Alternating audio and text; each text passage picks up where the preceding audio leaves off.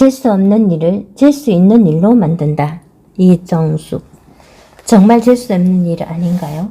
세상에 약점 없는 사람은 없다. 세계를 지배하는 리더에게도 절대로 공개하기 싫은 약점이 있는 법이다. 미국의 작가 마크 트웨이는 우리는 달과 같아서 타인에게 보여주지 않는 어두운 면을 가지고 있다는 말을 했다. 그런데 리더는 공개가 하기 싫은 약점도 공개해야 할 때가 많다.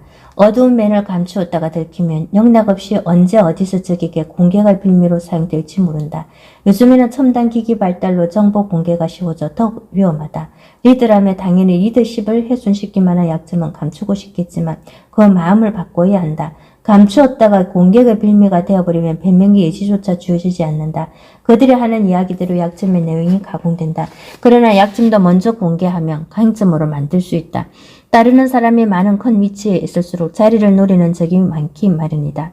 적은 항상 가장 어두운 것들을 찾아내 독하게 공격해서 한 방에 승리를 취하려고 한다. 10명이 지켜도 도둑 1명을 잡을 수 없다는 말이 있던 무슨 수를 쓰더라도 차지로 들면 감추고 또 감추어도 사람의 약점은 드러나기 마련이다. 요즘처럼 정보 수집이 용이한 시대에는 더욱 그렇다. 이제는 약점을 감추려고 할 것이 아니라 약점을 부끄러워하지 말고 당당하게 공개해 강점으로 만들어야 한다. 버락 오바마는 정치가로 자라는데 결정적인 약점이 생겼다. 미국인들을 경악에 빠지게 한 테러리스트 오사마 빈 라덴과 이름이 비슷했던 것이다. 게다가 그의 중간 이름은 축출된 이라크의 대통령 후세인과 같다. 대중이란 이름만 비슷해도 비슷한 이미지를 연상한다. 오사마 빈 라덴의 출현은 충분히 정치 신이었던 버락 오바마를 절망으로 빠뜨릴 수 있었다. 그러나 그는 약점을 피하거나 붙들고 걱정만 하지 않고 정면 돌파해 거뜬히 극복했다. 자기의 치명적 약점에 대해 우물쭈물하지 않고 미리 키워서 널리 알린 것이다. 치명적인 약점일수록 남들이 먼저 찾아내면 해명 기회조차 주어지지 않고 제 밑으로 확대 재생산된다. 발견한 사람들이 만든 이미지가 날개를 달고 널리 퍼진다. 그러나 자신을 먼저 끄집어내 공개하면 그것이 약점이 된 이유를 충분히 설명할 수 있다. 그 설명은 약점을 강점으로 뒤집는 힘을 가졌다. 오바마는 이름에 대한 걱정을 남들이 뭐라고 하기 전에 자기 이름에 대해 설명하는 것으로 극복했다. 그러나 2001년 9월 11일 사태 주범의 이름이 오사마 빈 라덴이라고 하자 그가 당황했던 것이 사실이다. 그 당시에 막 지방 의원으로 활용하던 그는 미국인들의 정서로 보아 자기 이름으로는 다음 선거에는 이기기 어렵다고 판단했다. 그뿐 아니라 정치가로 성장하는데도 큰 걸림돌이 된다는 것을 알았다. 9.11 사태 후 미국인들은 거의 신경질적으로 오사마 빈 라덴 이름에 치를 들었다. 테러 사건도 사건이지만 잡힐 듯 잡히지 않는 그의 존재가 미국인들의 자존심을 여지없이 깔아뭉갠 것이다. 그런 미국인들의 정서로 봐 비슷한 이름을 가진 오바마의 이미지는 바로 테러리스트를 연상하게끔 하기에 충분했다. 그런 국민들의 정서를 아는 오바마는 테러 주범 이름이 오사마 빈 라덴으로 밝혀지는 순간 자기도 모르게 정말 질 수 없는 일 아닌가라고 말했다고 한다. 교수들은 그 당시 오바마의 얼굴이 하얗게 질렸었다고 말했다고 한다. 다음날 그는 그날의 기분을 연기자나 운동선수가 그의 일생을 걸고 연습하고 훈련해 왔는데 막 출연하기로 약속된 프로그램에 없어지는 것 같은 느낌이었다고 표현했다. 그러나 그는 좌절하지 않고 해결책을 찾았다. 연설기회만 주어지면 이름을 설명한 것이다. 제 이름 보락은 스와질레어로 축복받은 자라는 뜻을 가졌습니다. 케냐 사람인 제 아버지가 지어주셨지요. 발음은 웃기지만 제에게는 정말로 소중한 이름입니다. 그의 설명을 들어본 사람들은 그의 이름을 함부로 희화화하지 못했다. 정적들이 악용해 오사마, 오바마 하며 놀리는 것이 재밌으면 유권자들이 오바마의 이름을 들었을 때 바로 테러리스트를 연상할 수 있었지만 그런 일이 생기지 않았다. 그는 이렇듯 최대의 약점을 미리 방어해 위기를 넘겼다. 여기에서 자신감을 얻은 오바마는 극우파 독설가 방송이 러시 림보가 방송에서 오사마, 오바마라고 부르는 것이 청취자에게 재미있게 들리더라도 그냥 놔둘 만한 배짱이 생겼다고 한다. 오바마의 이름은 초등학교 때부터 순환을 겪었다. 하와이 호놀룰루 푸나후 초등학교에서 만난 한 소녀는 나는 너 이름이 베리인 줄 알았어 라고 말했다고 한다. 다른 친구들도 대부분 그의 이름을 옳게 발음하지 못했다. 미국에는 수많은 소수민족이 있지만 발음하기 어려운 이름이 약점이 되곤 한다. 아이들은 아직 남의 사정을 고려하는 것을 잘 모르기 때문에 약점을 발견하면 바로 놀림거리로 만든다. 그러나 오바마는 어렸을 때도 이름을 가지고 놀리는 친구들에게 자기 이름을 부끄러워하지 않고 이름의 의미를 설명했다고 한다. 그가 자기 이름에 대한 자부심을 가지고 있었던 것이 이름을 설명하는 것으로 위기를 극복하게 하는 힘이 되었을 것으로 보인다. 리더답게 말하려면 자신을 사랑하고 자신의 약점도 떳떳하게 생각할 줄 알아야 한다는 것이다. 말은 생각의 상징이기 때문에 그런 생각 없이는 약점을 강점으로 뒤집기 어려운 법이다. 장관이 국정감사장에서 막말을 해 망신을 사거나 해외 순방에서 북한을 자극하는 발언으로 구설수에 오르는 것으로 볼 수 있다. 말 그 자체보다 정리되지 않은 사고방식이 그 원인이라고 볼 수 있다. 당신이 기업가이건 정치가이건 약점을 강점으로 만들려면 자신의 약점도 사랑할 수 있어야 할 것이다. 가장 큰 약점을 가장 큰 강점으로 본다.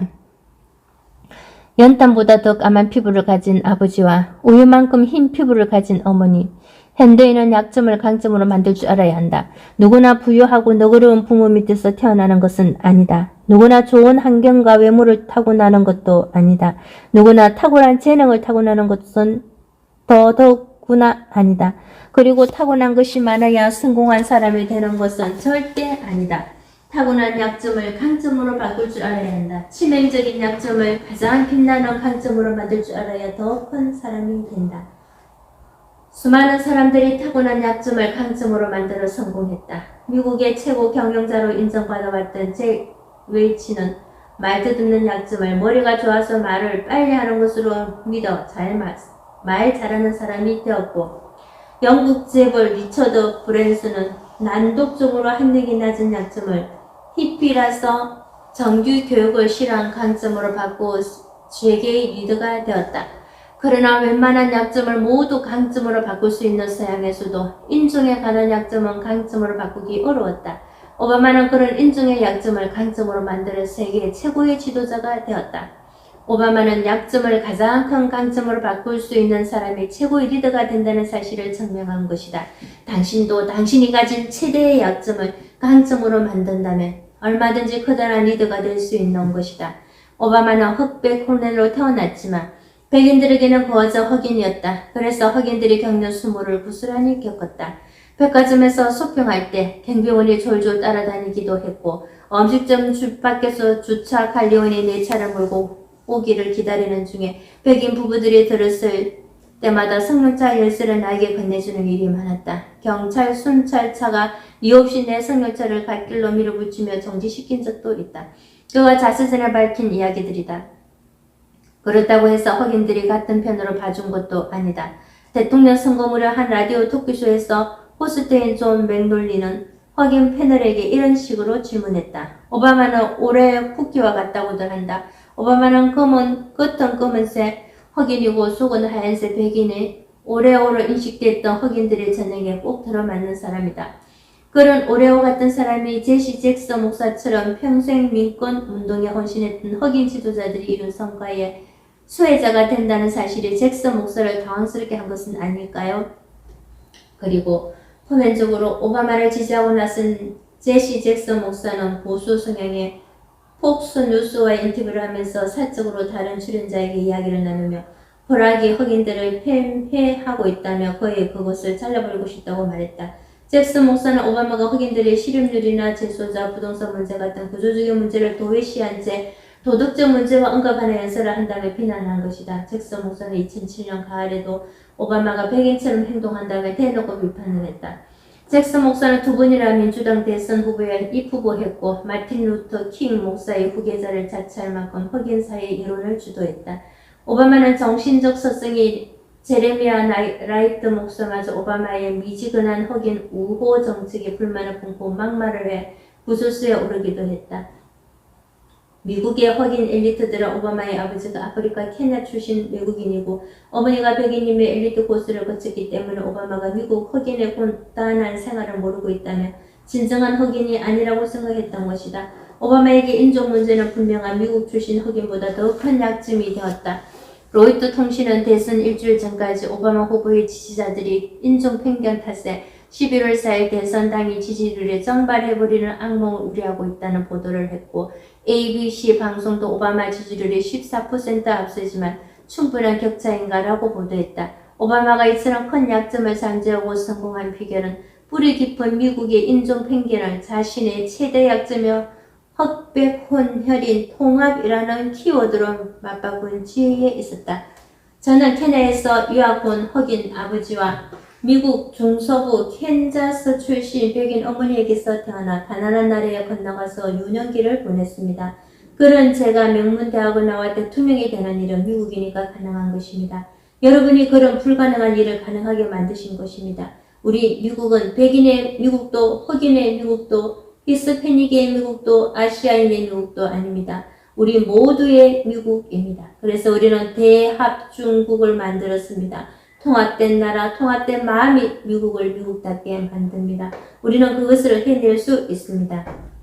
오바마는 미국을 위기로 몰아넣은 9.11 테러 후유증과 어마어마한 금융 쓰나미가 분열해서 왔으며 통합만이 치유책이라는 점을 자신의 최대 약점인 인종적 복잡성을 내세우며 강조했다. 그의 그런 설득은 미국인들의 가슴을 울렸고 그의 최대 약점인 흑백 혼혈이 백인도 흑인도 아닌 흰색인이 아니라 백인과 흑인을 아우르는 통합을 상징하게 만들었다. 리더십은 치명적 약점을 빛나는 강점으로 바꾸는 힘에서만 나온다. 형편없이 무너진 전쟁터에서 모든 것이 사라진 폐허에서 전염병으로 초토화된 유럽 마을에서 오히려 기회가 왔다고 외칠 수 있는 힘에서 나오는 것이다. 리더가 외치는 이런 말은 따르는 사람의 마음에 희망의 등불이 되어준다. 그 어떤 무서운 전쟁과 폐허와 전염병도 극복하는 힘이 되어준다. 요즘 전 세계적으로 엄청난 경제 위기를 맞았다. 뛰어난 지도자들도 괜찮다고 말하는 사람들이 있답니다. 대부분 큰일 났다고 말한다. 그러나 진정한 지도자는 이럴 때 당당하게 괜찮다. 우리는 할 수 있다 라고 말할 줄 안다. 지도자의 그런 말이 따르는 사람들에게 위기를 극복할 힘을 만들게 하는 것이다. 리더인 당신이 그런 당당한 마음, 어떤 약점도 강점으로 만들 수 있다는 믿음을 가질 때 위기를 기회로 바꿀 수 있는 것이다. 오바마는 가장 치명적인 약점을 가장 빛나는 강점으로 바꾸어 말할 때 리더십이 더욱 강화된다는 중요한 교훈을 남겼다. 치명적인 실수도 솔직하게 시인하라. 청년 시절에 코카인도 해봤습니다. 리더라고 실수가 없는 것은 아니다. 실수가 리더십에 치명적 타격을 주는 것은 사실이지만 실수도 관리를 잘하면 오히려 리더십을 강화하는 힘이 된다. 사람은 누구나 실수를 할 수 있다는 것을 안다. 그래서 리더가 한 치명적 실수도 제때 고백하고 용서를 구하면 용서를 받는다. 그러나 실수를 감추고 변명하거나 미화하면 용서를 받을 수 없다. 리더라면 당연히 치명적인 실수를 감추고 싶을 것이다. 자기 자리를 위협할 만한 실수라면 밝혀질까봐 전전긍긍하기 마련이다. 그러나 리더일수록 실수를 감추기가 어렵다. 누군가가 밝혀내게 되어 있다. 리더일수록 숨기고 싶은 실수를 미리 고백하고 용서받는 것이 현명하다. 한때 우리나라 사회 저명 인사들 중 많은 사람들이 학력 위조 문제에 연루되었다. 가난 때문에 청소년기업 반항심 때문에 또는 다른 이유로 제때 학력을 쌓지 못했는데 리더가 되고 보니 그 점을 밝히기 부끄러워 적당히 학력을 높인 사람도 있었고 더 높은 직위를 얻으려고 슬그머니 학력을 높인 사람도 있었다. 그런데 그들 중 끝까지 그런 사실을 숨긴 사람들은 남들에게 발각돼 더 많은 비난을 받았다. 미리 자신의 실수를 고백한 사람은 조용히 예론의 돌풍을 피할 수 있었다. 미국의 공직자 선거 출마자들은 과거 전력까지 모두 해고당한다. 어린 시절에 인성까지 다 긍정을 받는데 용서받기 어려운 실수 중 하나가 마약 복용 문제다. 미국에서 마약 문제는 인종 문제 다음으로 민감하다. 그런데 오바마는 청년 시절 대마초 같은 마약 복용 실수도 저질렀다. 미국에서 대통령 후보가 청년 시절에 마약 복용을 했다는 것이 얼마나 심각한 문제가 될 수 있는지 1992년 민주당 클린턴 대통령 후보의 사례에서 알 수 있다. 그는 언론에서 청소년기의 대마초 흡입 문제를 묻자 나는 대마초를 입에 물긴 했지만 흡입하진 않았다라는 말로 비켜갔다. 그 정도로 민감한 마약 문제에서 오바마는 10대 때에 대마초를 흡입했을 뿐만 아니라 코카인도 했던 것이다. 오바마는 타고난 약점이 인종 문제뿐만 아니라 치명적 실수의 마약 흡입 문제까지 안고 있었던 것이다. 뉴욕지 존 헤일리만 기자는 오바마의 인기가 급상승에 대해 그가 만들어낸 흥분은 이슈에서 비롯되는 것이 아니다. 스타일의 문제다. 유권자들이 그가 흡연자라는 사실 같은 것을 더 알게 되면 그 인기가 얼마나 오래 갈까라고 말했다. 헤일리만 기자가 말하는 흡입은 담배를 포함한 청소년기에 대마초 흡입을 말하는 것이다. 그러나 오바마는 2006년 12월 제이리노 쇼에 출연해 사회자가 흡연을 하냐고 묻자 그렇다고 대답했다. 당일의 사회자 제이리노는 담배가 아니라 대만 적금에 대해 질문한 것이었다. 제이리노는 입에 맞물고 흡입하진 않았다라고 했던 클린턴식의 절묘한 대답이 쉽다는 듯 직설적으로 흡입했느냐고 물었다. 그래서 오바마는 망설이지 않고 바로 그겁니다 라고 대답했다. 오바마는 자서전에도 주변의 말들을 듣지 않고 마약 복용 부분을 삭제하지 않았다. 그는 자서전에 대마초뿐 아니라 코카인도 해보았다고 고백했다. 그리고 연방상원 의원 선거 유세에서 나보다 어려운 환경에 놓인 젊은이들이 실수를 할 수도 있고 그럼에도 불구하고 회복될 수도 있음을 안다고 말했다. 그리고 이 문제가 이슈화될 것을 우려하는 참모들에게 이렇게 말했다. 지금 내 삶의 단계에서 내 삶은 문자 그대로나 비유적으로나 펼쳐진 책이다. 유권자들은 내가 10대 때 한 바보 같은 짓들이 그 이후로 내가 해왔던 일들과 관계가 있는지 없는지를 현명하게 판단할 수 있을 것이다. 라고 말했다. 워싱턴 포스트지의 기자단들은 저기를 가라앉히는 오바마의 솔직함이 그의 청명기 마약 법인 사건을 끝난 일로 만들었다고 논평했다. 이와 비교되는 사람이 있다. 공화당 부통령 후보 세라 파일리는 실수를 인정하지 않고 핑계를 대 등장할 때 인기를 유지하지 못하고 반짝 인기로 끝나고 말았다.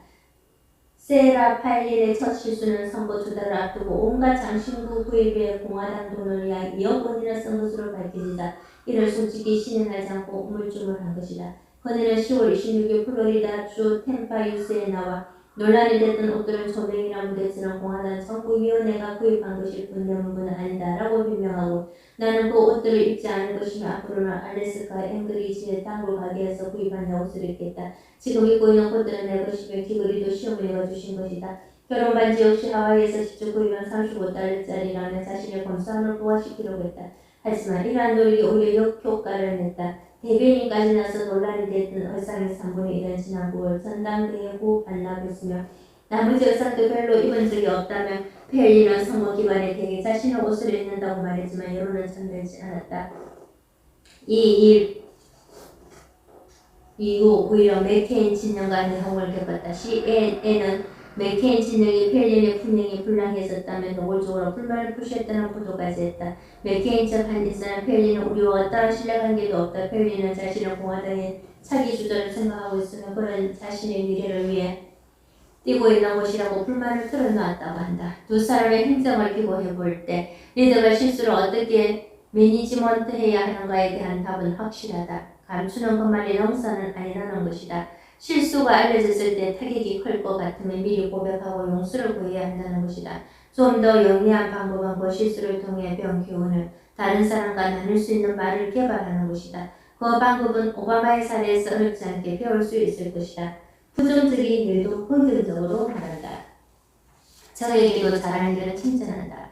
부시를 나쁜 사람이라고 생각하지 않습니다. 리더들은 성부욕이 강한 편이다. 성부욕은 사람을 편협하게 대하게 만들 수 있다. 편협한 대석은 적대감을 보여줍니다. 적대감이 커지면 리더십은 공격당한다. 적이 많아지면 리더를 더 편협하게 만들고 이것은 악순환된다. 리더는 더욱 쫓기게 된다. 결국 리더의 자리에서 내려오게 된다. 운동 경기에서도 이기는 팀은 여유와 유연함을 잃지 않는다. 리더의시 쫓기는 기분으로는 경쟁에서 이길 수 없다. 리더가 쫓기면 막말이나 어처구니없는 실수로 리더십을 잃는 경우다. 성부에 집착한 나머지 세상을 편협하게 보며 그런 함정에 빠질 수 있다.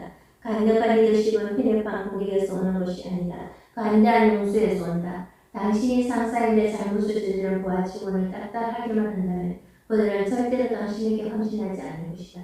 당신의 정치인인데 성부에 집착해 경쟁자를 무조건 깎아내며 유권자들은 물론 척번들도 등을 돌릴 것이다. 당신이 음악, 미술, 문학, 연예, 오락계의 리더인데 경쟁자를 폄하하면 당신 작품이 주는 고귀함을 힘없이 가려 당신의 작품마저 실망스러워질 것이다.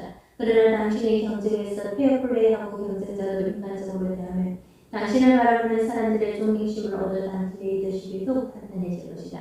사회 지도층을 많이 만나는 편이 나는 정말 많은 인사들이 경쟁자를 깎아내리는 것을 많이 본다. 노골적으로 깎아내리느냐 은근히 죽게 올려주는 척하면서 깎아내리느냐의 차이만 있을 뿐 대부분 놀랄만큼 야비하게 깎아내린다. 아주 가끔 경쟁자의 장점만을 높이 산다는 분을 만나는 모습을 발견하는 것 같다.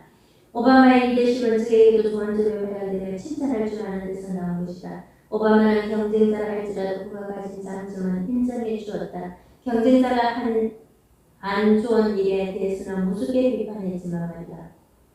오바마는 민주당 연방 상원 의원 당선도 정적이라고 할 수 있는 공화당 소속의 부시 대통령 두 번이나 만났다고 한다. 그 만남에서 부시 대통령이 호황나라에 인물이라는 것을 알았다고 고백했다. 부시 대통령은 평소에는 지금 대로변의 자동차들이 주인처럼 보여 좋았다고 말하고 다닌 것이다. 하지만 부시 행정부의 실체가 무섭게 비판했다.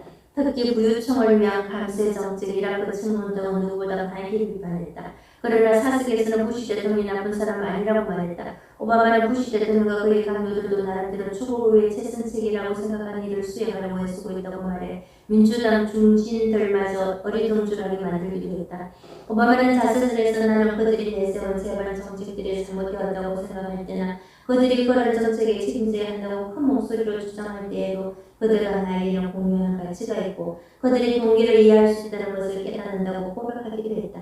그는 정치적 이해가 선명한 워싱턴 정가에서 다른 정치인들이 자신처럼 정적을 좋게 말할 수 없는 현실을 이해한다면서 말 한마디도 그냥 흘러가는 것 없이 충분히 악용될 수 있는 곳이 워싱턴이지만 근본적으로 자기와 다른 가치관이 무조건 나쁜 것만은 아니라고 생각한다는 의견만은 분명히 했다. 오바마는 항상 경쟁자 간에도 조금만 마음을 열면 서로의 공통점을 더 많이 보게 된다고 주장했다.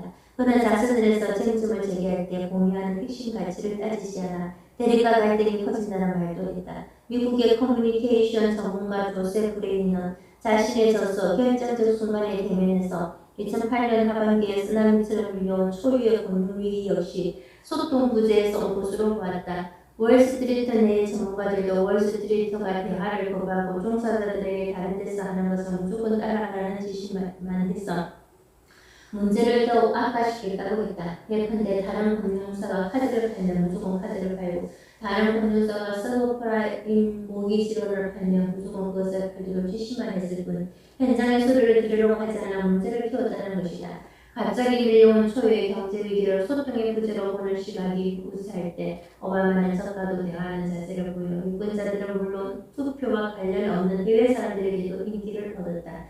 당신이 투표할 수 있다는 누구의 이야기는가에 중국과 남미는 70%가 넘는 사람들이 오바마를 선택했다.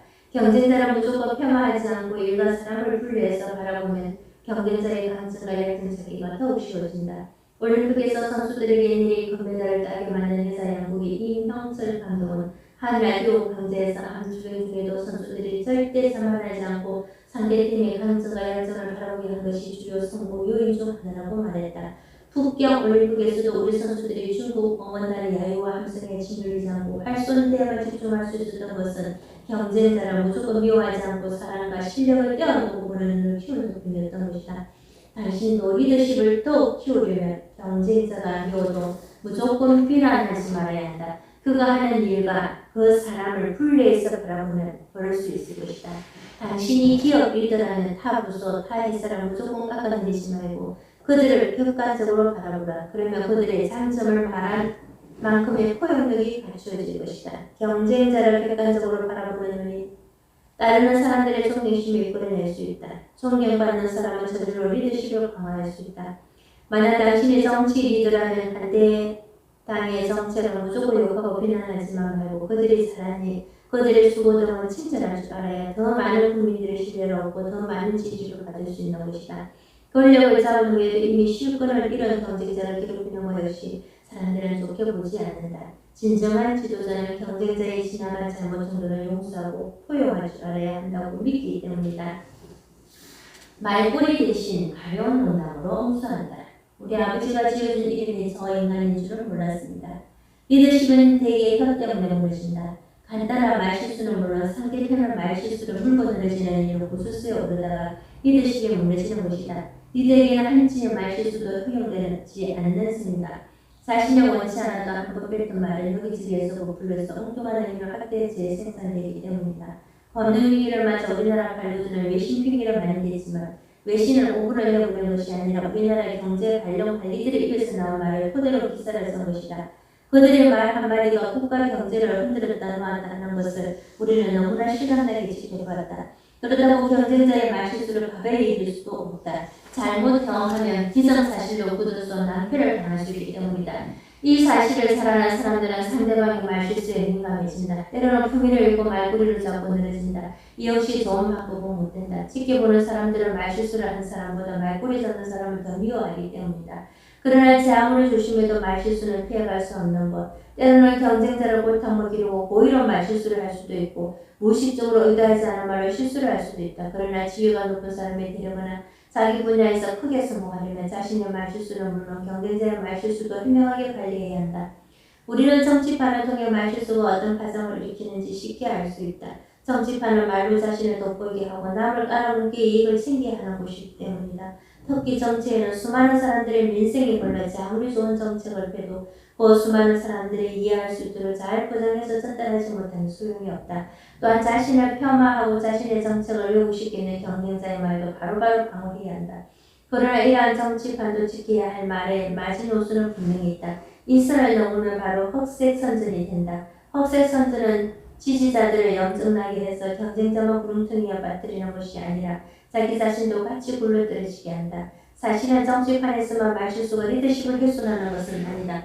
그 밖의 조직에서도 말이 지켜야 할 선을 넘으면 따르는 사람들이 멀어지게 된다. 따르는 사람이 등을 돌리며 리더십은 물거품처럼 사라진다. 당신이 어느 쪽의 리더이건 리더의 품위를 잊지 말고 말실수를 많이 하거나 반박하려면 말꼬리 잡기는 그만둬야 한다. 말꼬리 잡을 일이 있으면 유머를 이용하는 것이 훨씬 효과적인 것이다.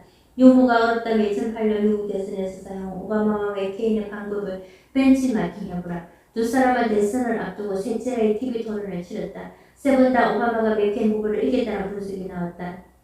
맥케인은 마지막에 3차 TV 토론에서 일을 많이 하려고 많은 노력을 했다. 그 결과 미스터 오바마, 나는 부시 대통령이 아니요. 당신이 부시 대통령의 정책에 반대하고 싶으면 4년 전으로 되돌아가 보시던가라는 재치있는 엄수로 1차, 2차 토론에 다소 나은 평가를 받기도 했다. 3차 TV 토론에 있은 다음 날 우연히 뉴욕의 월도포 아스토리아 호텔에서 열린 한 자선 행사에 둘 다 참석했다. 선거를 얼마 안 남긴 상황에서 경쟁자를 말로 깎아내릴 수 있는 서로의 기회였다. 그러나 두 사람 모두 경쟁자를 깎아내리는 대신 상대방을 소재로 농담을 주고받아 청중들을 즐겁게 했다.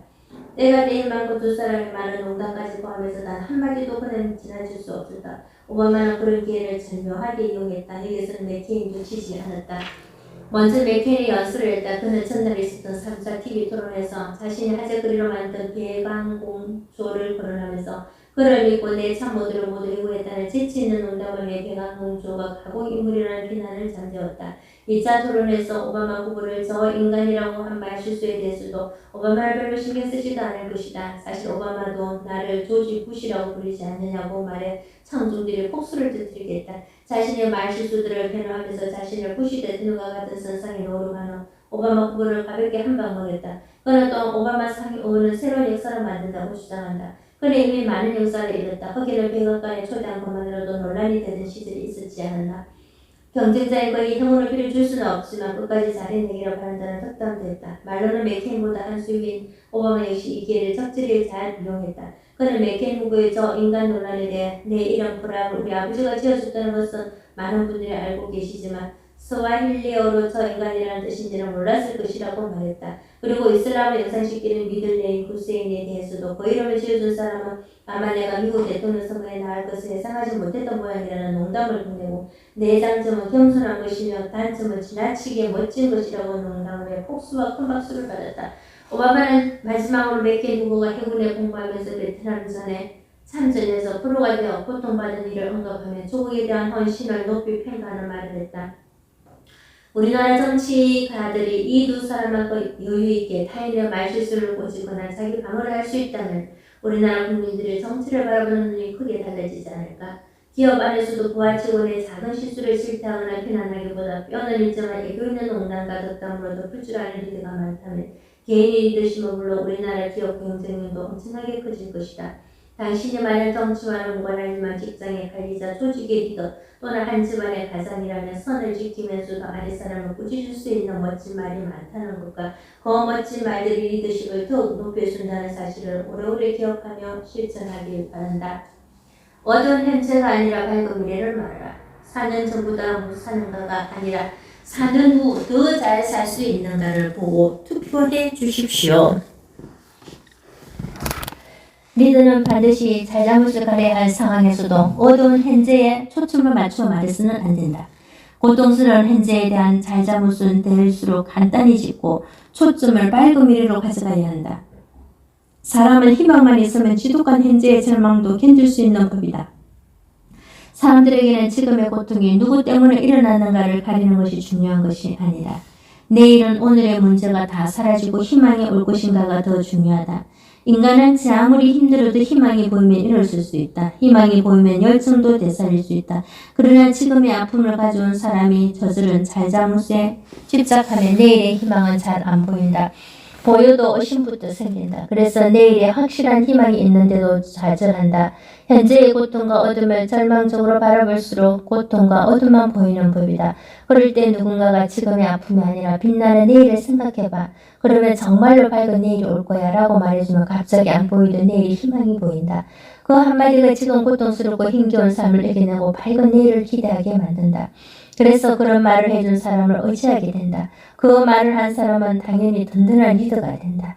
2008년 전 세계가 세계 대공황 이후 최대의 경제 위기를 맞았다. 잘 나가던 대기업들도 큰 어려움에 처했다. 몇몇 국가들은 국가 도산을 염려했다. 가정도 가장의 실적과 형편없는 가계소득으로 허리띠를 줄여매고 어떻게 해서든 고비를 넘겨야 한다는 위기감으로 가득했다. 그럴 때 어떤 기업의 경영자는 지금은 오히려 회사가 도약할 수 있는 기회다.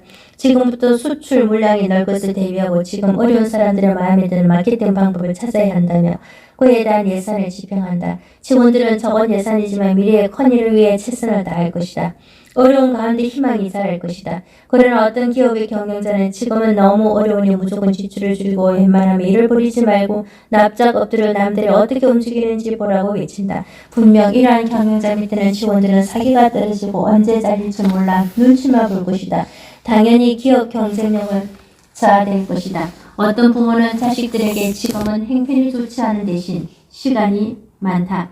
책 읽기에 좋을 때이니 도서관에서 책이 빌려서라도 책을 읽어두어라 라고 말한다. 자신들도 일찍 귀가해 책을 읽으며 밝은 내일을 기약한다. 그러나 어떤 부모는 요즘 같은 때는 책값 하나라도 아껴야 한다. 꼼짝 말고 뭐든지 다 견디라라며 아무것도 못하게 한다. 아이들은 무기력해지고 남는 시간을 어떻게 처리할지 몰라 엉뚱한 일을 벌인다. 부모는 그 일로 열받아 아이들을 야단친다. 너희들 때문에 힘들어 못 살겠다는 말이 나온다. 아이들은 부모가 자신들을 귀찮아한다고 생각하며 집 밖으로 놔둔다. 형편에 풀려도 그런 아이들을 되돌리기는 어렵다. 부모의 리더십이 무너진 것이다. 어려운 일이 많아지면 많은 리더들이 어려움을 극복하기 위해 사람들이 나태해지지 않도록 딱딱해야 한다고 믿는다. 막말로 딱딱하고 호통치고 하고자 하는 일을 못하게 막아야 위기를 헤쳐나갈 수 있다는 것이다. 그러나 어려울 때는 민감해져서 딱딱하며 분발하는 것이 아니라 자질한다. 가뜩이나 움츠러들어 길을 못 펴는 사람들에게 윗사람의 비난과 비판은 남은 기마저 빼앗는 것이다. 채찍질을 달게 받는 것이 아니라 반발하거나 아예 신경도 안 쓰게 되고 무시하게 된다. 리더십이 힘을 잃게 되는 것이다. 사람은 누구나 공경에 처하며 위로받고 싶어한다. 격려와 응원으로 힘을 되찾고 싶어한다. 운동 경기에서 패색이 짙은 팀도 열렬한 응원을 받으며 길을 되찾는 것처럼 말이다.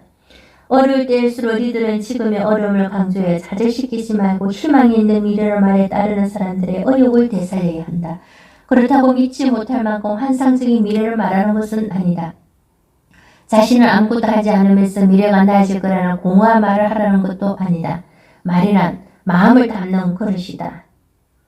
마음이 담기지 않은 말은 밝은 미래를 말해도 신뢰가 가지 않는 법이다.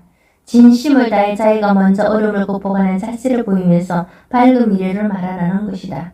당신이 만약 부모라면 당신이 먼저 자가용 대신 대중교통을 이용하고 당신이 먼저 모임 참석을 줄이고 일찍 귀가하고 당신이 먼저 술을 마시거나 수다로 시간을 낭비하는 대신 독서로 밝은 미래를 대비하며 지금은 오히려 책 읽기에 좋을 때라고 말해야 자식들이 당신의 말에 희망을 갖고 당신 말을 따르는 것이 옳다고 생각한다는 말이다. 그래야만 부모로서의 리더십이 강화되기 때문이다. 당신이 기업의 경영자라면 당신이 먼저 의기소침해하거나 한숨을 쉬지 말고 활기찬 모습으로 내일을 준비하자라고 말해야 따르는 사람들도 당신 말을 믿을 것이다. 당신이 정치인이라면 무조건 내 말이 맞다라며 핑크빛 내일만 이야기하거나 다 함께 고통을 분담해 달라고 시키기만 할 것이 아니라 당신이 먼저 내놓기 아까운 것을 내놓고 다 함께 고통을 분담하자. 그러면 내일이 밝아질 것이다 라고 말해야 국민들이 당신 말을 믿고 밝은 미래를 바라보려고 할 것이다. 버락 오바마는 경제위기 속에서 치르는 대통령 선거를 앞두고 한 마지막 연설에서 지금이 4년 전보다 더 못 사느냐를 따질 것이 아니라 4년 후가 지금보다 더 나아질 것이냐를 따져보고 투표해 주시기 바랍니다. 라고 말했다. 금융 시스템 붕괴에 쓰나미가 덮친 것처럼 그 힘을 잃어버리고 초유의 위기 속에서 전전긍긍하고 있는데 미국인들에게 지금이 예전보다 나빠졌으니 좋아졌느냐 하면 시시비비를 가리는 것이 중요한 것이 아니라 지금의 총체적인 난국 속에서도 미래가 좋아질 것을 희망할 수 있는 쪽에 표를 달라고 간곡히 말한 것이다. 그는 이것을 믿을 수 있도록 많은 정책도 함께 이야기했다. 미국에서는 공화당의 맥케인 후보 역시 오바마 못지않게 뛰어난 정치가다.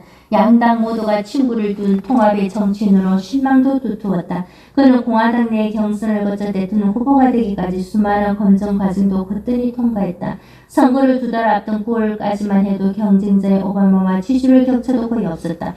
그런 그가 점점 지지율 하락을 면치 못한 것은 바로 오바마와 달리 어두운 현실과 지금 일어난 문제의 잘잘못 가르는데 급급해서였다. 마지막 연설에서 그는 오바마를 부자들의 세금을 높여 중산층을 돕는다며 사회주의자라고 비난했다. 맥케인 후보는 월스트리트의 대형 금융사 도산 소식이 줄줄이 터지자 이 문제부터 수습해야 한다며 3자 TV 토론을 연기하자고 주장했다가 번복했는가 하며 워싱턴 타임스 인터뷰에서 부시 행정부가 이라크전 지구온난화 과도한 예산 집행 등을 통해 모든 것을 완전히 손쓸 수 없도록 망가뜨려 놨다고 불평해 공화당의 한 고위 인사가 도저히 참을 수 없다며 반발하게 만들었다. 나중에는 같은 배를 타고 있는 세라 팔렌 부통령 후보의 명품 옷 구입 가다 지출 시비가 벌어지자 그들을 대놓고 비난하기까지 했다. 그는 희망적인 미래가 아니라 지금 벌어지는 골치 아픈 일들과 잘못된 과거에 초점을 맞추어 말함으로써 미국인들에게 희망 대신 짜증을 주어 스스로 지지율을 떨어뜨린 셈이다. 어려운 순간에도 문제의 시시비비를 가리지 않고 희망을 말해 단번에 스타가 된 사람은 또 있다. 9.11 테러 당시의 뉴욕시자 루돌프 줄리아니가 바로 그 사람이다. 그는 세상 사람들이 도대체 무슨 일이 있었는가를 말할 때 그 참담함을 극복할 수 있다는 희망을 말했다. 그는 기자들이 무슨 일이냐고 묻자 뉴욕 그들은 세상에서 가장 뛰어난 사람들이다. 그리고 뉴욕은 우리나라 최고의 경찰, 소방, 대원, 응급조치 요원들을 갖추고 있다. 뉴욕은 곧 예전 모습을 되찾을 것이며 우리는 이 사태에 인한 어려움을 극복하고 정신적, 정치적, 경제적으로 더욱 강해진 도시로 거듭날 것이다 라고 말했다. 이 일로 그는 공화당 대통령 후보로 거론될 정도로 인기가 높았다. 전문가들은 오바마가 금융위기에 반사 이익을 챙겼다고 말하지만 그러한 반사 이익은 아무나 챙길 수 있는 것이 아니다. 위기를 어떻게 풀어나가는가에 따라 챙길 수도 있고 뺏길 수도 있는 것이다. 바로 그 차이가 정치 경륜으로는 게임이 되지도 않을 것 같은 신진 세력인 오바마에게 대통령 자리를 내주고 했다고 봐도 무리는 아니다. 지도자는 문제가 복잡해도 그 자리를 벗어나 미래의 희망을 말해줘야 하는 것이다. 말 한마디도 소홀히 하지 않는다. 칭찬 한마디도 소홀히 하지 않는다. 우리 모두 가분한 아내를 맞았지요. 리더들은 가진 것이 많다. 재능과 파워, 고급 정보, 결정권 등등. 그래서 찬사가 쏟아지기도 한다. 당연히 자신만만하다. 찬사를 당연시할 수 있다. 그러나 찬사를 당연시하면 오만해 보인다. 또한 아부하는 사람들에게 이끌리기 쉽다. 반면 지나치게 겸손하여 친절한 사람이 무색할 정도로 사양하는 것도 문제다. 이런 사람들은 냉정해 보이고 거리감이 생긴다. 역시 리더다운 방법은 아니다. 찬사를 유쾌하고 자연스럽게 그리고 감사하게 받아들이는 것이 리더다운 방법이다. 왜냐하면 리더의 일거수일투족은 따르는 사람들에게 메시지가 되기 때문이다. 많은 CEO들이 직원들은 내가 조그만 얼굴이 찌푸려도 회사에 문제가 있는 것은 아닌가, 내 배가 아파도 회사에 문제가 있는 것은 아닌가 하고 해석하지요라며 걱정한다. 뭐라고 말하지 않아도 따르는 사람들이 메시지를 만드는 것이다. 그런 리더의 위치 때문에 아랫사람의 찬사를 당연시하면 직원들을 오만하게 보고 무덤덤하게 받아들이며 무시하는 것으로 보는 것이다. 다 듣기도 전에 펄쩍 뛰며 그렇지 않다고 부인하며 겸손하다고 보는 것이 아니라 내 말이 잘못되었나 라며 당황하게 되는 것이다. 기업, 정당, 단체, 가정 등 모든 곳의 리더는 따르는 사람들에게 일거수일투족을 체포당한다. 리더의 말 한마디가 따르는 사람들의 삶에 막대한 영향을 미치기 때문이다. 말 한마디도 각별히 조심해야 한다. 따르는 사람들은 리더의 말을 자기 방식으로 해석한다. 그것은 기대가 될 수도 있고 절망이 될 수도 있다. 조금만 생각 없이 말해도 오해를 살 수 있다. 사소한 말 한마디로 거리감을 만들 수도 있다. 리더는 평소 말을 어떻게 했느냐에 따라 아랫사람에게 자신이 없는 데서도 찬사를 받거나 또는 험담하게 만들 수 있다. 당신은 평소 부하 직원이라 그레이트 사람에게 수많은 찬사를 들었을 것이다. 지금 잠시 그때를 되돌아가보자. 칭찬의 말을 허겁지겁 받아들였는지 한술 더 뜯는지 완강히 거부했는지 적절히 받아주었는지 등등. 특별히 생각나지 않거나 썩 유쾌한 기억이 없다면 버락 오바마의 방법을 벤치마킹해보라. 그는 정말로 진지하고도 감사히 칭찬과 충고를 받아들일 줄 안다. 그는 칭찬을 감사히 받아들이는 법을 어머니로부터 배웠다고 한다. 오바마는 정말로 찬사 또는 질타에 수많은 요소를 가졌다. 연탄만큼 까만 피부를 가진 아프리카 케냐 사람인 아버지와 우유만큼 흰 피부를 가진 전형적인 미국 중서부 시골 출신 어머니 사이에서 태어난 1억부터 그랬다. 1960년대의 미국은 흑인 남자가 백인 여자를 사귀는 것만으로도 사행감이었다. 그 위험한 시대에 감히 아프리카 흑인 남자를 남편으로 선택한 그의 어머니의 행동부터 찬사 아니면 질타의 대상이었다. 오바마 자신은 2살 때 부모의 이혼을 겪고 6살 때 가난한 나라로 이주해 새아버지와 살았으며 10대 때 하와이로 돌아왔다. 그리고는 마약에 찌든 청소년기를 보냈다. 유년기부터 청소년기까지는 항상 질타의 대상이었을 것이다. 그 모든 어려움을 극복하고 명문대를 졸업하고 대통령이 되는 동안에는 수많은 찬사가 쏟아졌다. 40대의 젊은 나이에 전 국민들의 가슴을 적시는 연설로 인기가 급상승하자 찬사의 수위는 더욱 높아졌다. 사람은 누구나 자기가 가진 자랑거리를 대강은 안다. 오바마 역시 자기가 자랑할 수 있는 요소가 많다는 것을 안다. 그러나 그런 것을 칭찬하는 것을 당연시하지도 않고 거부하지도 않았다. 리더답고 세련된 방법으로 칭찬을 되돌려주거나 감사히 받았다. 버락 오바마는 시카고 인근 스프링스턴이라는 소도시의 지방의회 4선 의원이었다. 연방 상원 의원이 된 지 3년이 채 안 되었다. 그런 그가 민주당 대통령 후보가 되었다. 갑자기 록스타처럼 인기가 급상승했다. 공화당을 지지하는 보수 언론들은 오바마는 국회의사당 안에 화장실이 어디 붙어 있는지도 모른다. 볼일을 봐야 할 때마다 보좌관에게 물어야 볼일을 볼 수 있다며 놀렸다. 미국의 상원 의원들은 하원 의원들과 달리 가문 좋고 돈 많은 사람들로 구성되어 있다. 대표적인 상원 의원이 엘 고어라는 연상에 보면 대충 알 수 있을 것이다. 그럴 만큼 미국 상원 의원 중에 유색 인종은 거의 없다. 2004년 버락 오바마가 미국 역사상 세 번째 흑인 상원 의원으로 당선되었다. 그는 나이까지 어렸다. 그럴 만큼 보수적인 언론이 그를 눈에 가시로 보는 것이 당연했을 것이다. 초순이며 정적인 오바마가 연방 의원이 된 다음 부시 대통령과 대면해서 대화를 나눌 기회는 거의 없었다. 그러나 그는 미국을 이끄는 지도자 부시 대통령을 만나보고 싶어 했다. 그리고 드디어 오바마의 소망이 이루어졌다. 의회에서 부시 대통령의 연설을 들은 날 부시와 만나 대화를 나눈 것이다. 그날따라 회의가 길어 식사 때를 놓치 오바마는 몹시 허기가졌다. 당시 오바마는 가족을 고향에 두고 혼자 워싱턴에서 살아서 끼니를 제때 챙기는 습관을 갖고 있었다.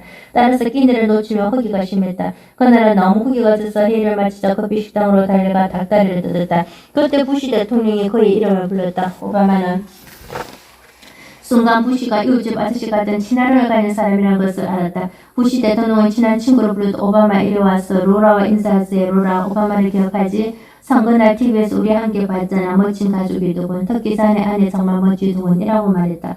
오바마는 2004년 지방의원 시절에 고졸을 면치 못하는 민주당 대통령 후보의 구원투수가 되어 민주당 정당대회에서 민주당원들을 위한 연설로 유명 인사가 되어 있었다. 오바마는 퍼스트 레이디와 반갑게 악수했다. 그리고 부시 대통령이 자신의 아내에 대해 칭찬하는 말을 이렇게 받았다. 우리 모두 가분한 아내를 맞았지요. 여기서 서툰 리더라며 로라보다는 아니지요 라고 말해 은연중에 자기 아내를 깎아내리거나 제가 운이 좋은 사람이지요 라고 말해 로라의 존재를 무시할 수 있다. 그러나 오바마는 단 한마디로 아내도 높이고 로라도 칭찬해 두 마리의 토끼를 모두 잡았다.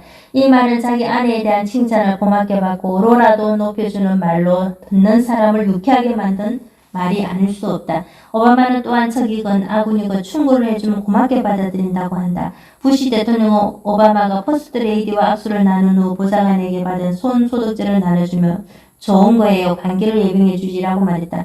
그리고 괜찮다면 충고 한마디 해도 될까라고 말했다. 오바마는 기꺼이라고 말했다.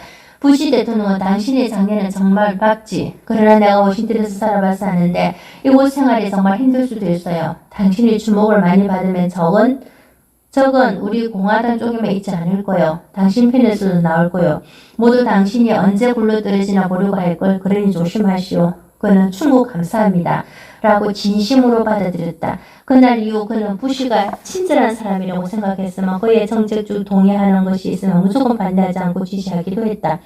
정적의 일거수일투족을 무조건 적대적으로 바라보는 우리나라 정치 풍토로는 부러운 모습이 아닐 수 없다. 미국이라고 해서 당대 당의 경쟁이 치열하지 않은 것은 아니다. 어떤 면에서는 당의 이합 집산이 더문 미국의 정쟁은 우리나라보다 더 치열하면 치열했지 덜하지 않다. 오바마로서는 부시 대통령의 정적인 만큼 그의 충고를 나에게 설치지 말라고 경고하는 것이라고 비꼬아들을 수 있었다.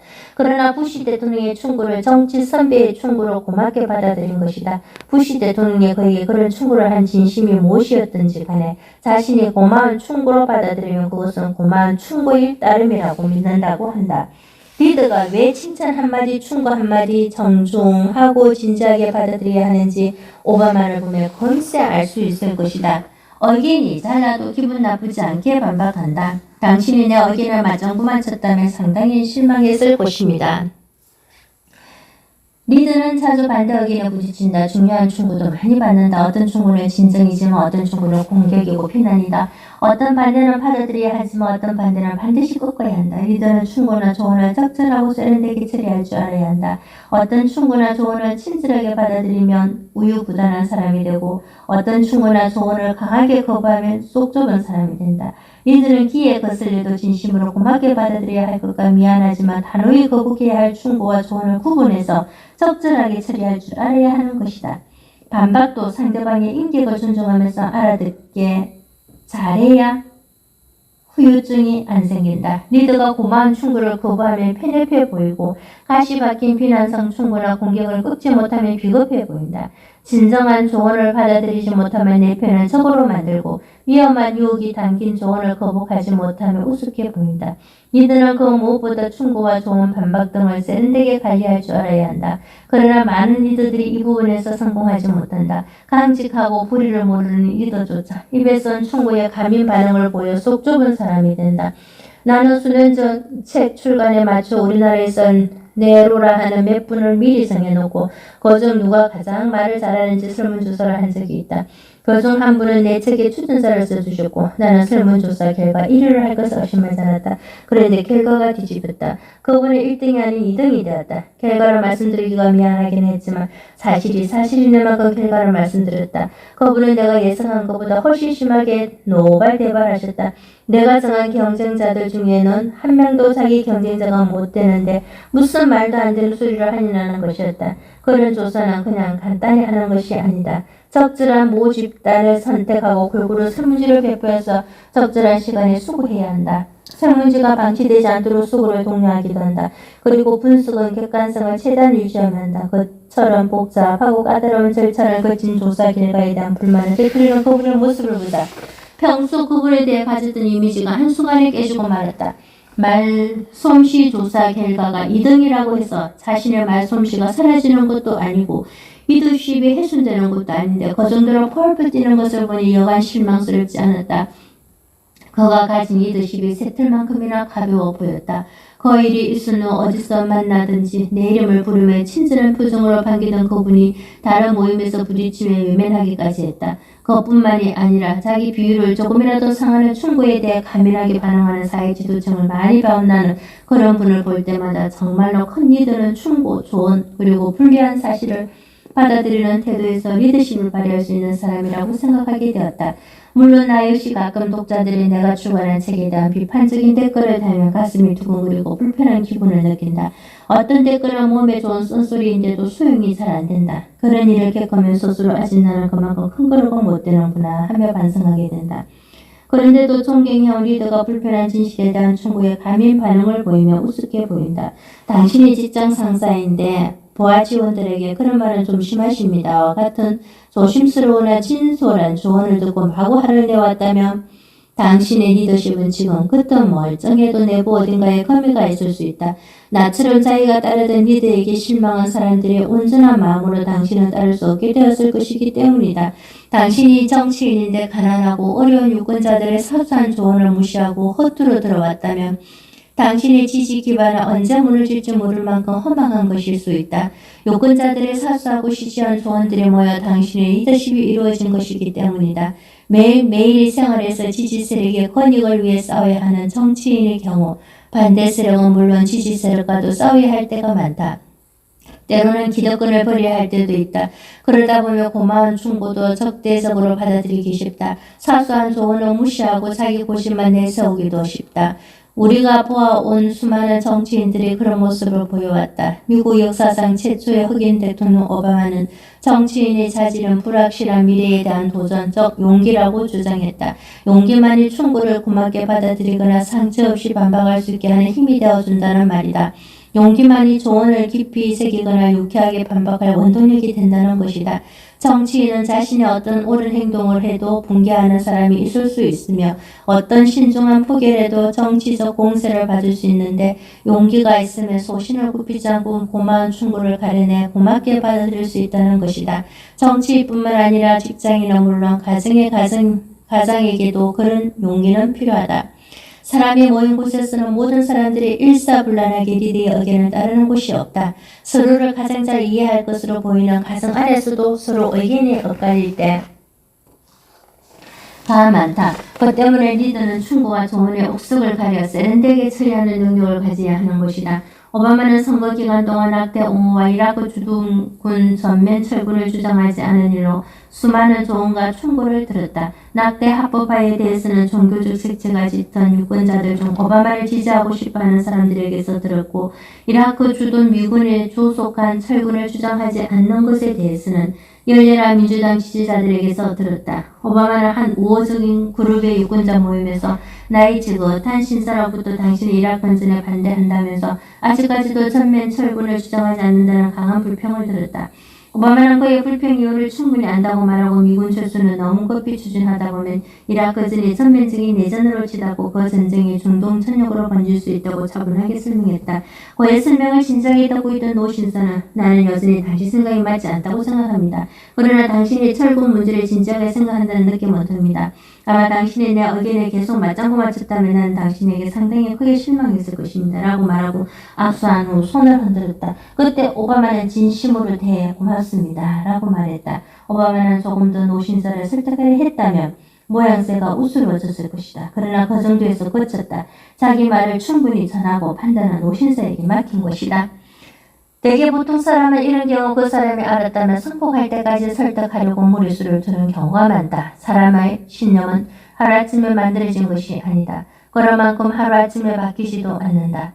반대 의견을 가진 사람에게 충분히 자기 소신을 밝히는 것은 좋지만 끝까지 몰아붙여 확답을 받으려는 건 역시 리더답지 않은 무리수일 뿐이다. 자신과 의견이 다르면 정성을 다해 소신을 밝히고 판단한 그가 내리도록 여지를 두는 것이 리더다운 해법이다.